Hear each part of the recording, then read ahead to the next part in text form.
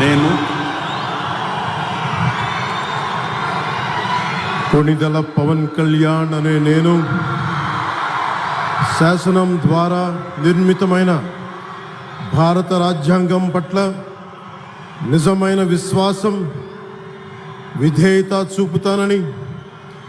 భారతదేశ సార్వభౌమాధికారాన్ని, సమగ్రతని కాపాడుతానని, ఆంధ్రప్రదేశ్ రాష్ట్ర మంత్రిగా నా కర్తవ్యాలను శ్రద్ధతో, అంతఃకరణ శుద్ధితో నిర్వహిస్తానని,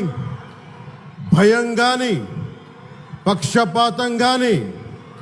రాగద్వేషాలు కానీ లేకుండా రాజ్యాంగాన్ని, శాసనాలని అనుసరించి ప్రజలందరికీ న్యాయం చేకూరుస్తానని